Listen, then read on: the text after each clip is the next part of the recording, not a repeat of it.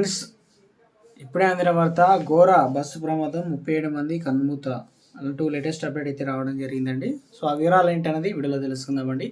వీడియోని చివరిలో చూడండి, కంప్లీట్ ఇన్ఫర్మేషన్ అయితే అర్థమవుతుందండి. ఇంకా ఛానల్ సబ్స్క్రైబ్ చేయకపోతే వెంటనే ఛానల్ సబ్స్క్రైబ్ చేసుకోండి. ప్రభుత్వం నుంచి వచ్చే లేటెస్ట్ అప్డేట్స్ అందరికంటే ముందుగానే అందించడం జరుగుతుంది. అదే లైక్ చేయడం మర్చిపోతున్నారు, దయచేసి లైక్ చేయండి. లేట్ చేయకుండా వీళ్ళకి తెలుపుదాం. ఎదురెదురుగా అతివేగంతో ఢీకొన్నాయి.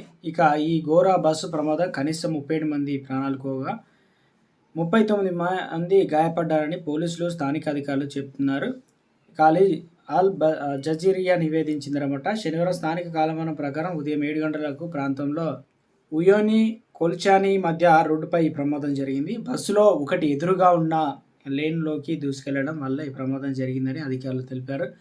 ఉయోని అనేటువంటి ప్రధాన పర్యాటక ఆకర్షణ ప్రపంచంలోనే అతిపెద్ద ఉప్పునీటి ప్లాట్ అయినటువంటి సాలడి ఉయానికి ప్రవేశం ద్వారా అని అల్ జజీరా తెలిపింది.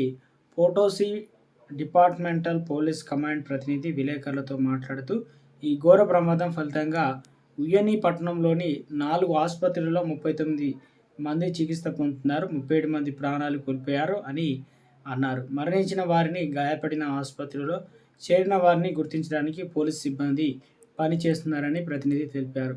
బస్సుల్లో ఒకరికొకరు వెళ్తుంది అంటే అక్కడ పెద్ద కార్నివాల్ వేడుక జరుగుతుంది. ప్రమాదం నుండి బయటపడిన డ్రైవర్లో ఒకరు ప్రమాదానికి ముందు మద్యం సేవించి ఉంటాడని అధికారులు అనుమానిస్తున్నారు. ప్రయాణికులు అతను మద్యం సేవించడానికి చూసినట్టు తెలుస్తుంది. అల్ జజీరా ప్రకారం రేడియో ఉయూని తీసిన చిత్రాలతో పోలీసులు చిత్రాల నుండి ప్రాణాలతో బయటపడిన వారిని రక్షించడం, దుప్పర్లతో కప్పబడిన మృతదేహాలు అండియన్ ఎత్తైన ప్రాంతాల్లో చెల్లాచెదురుగా పడి ఉండడం కనిపించింది.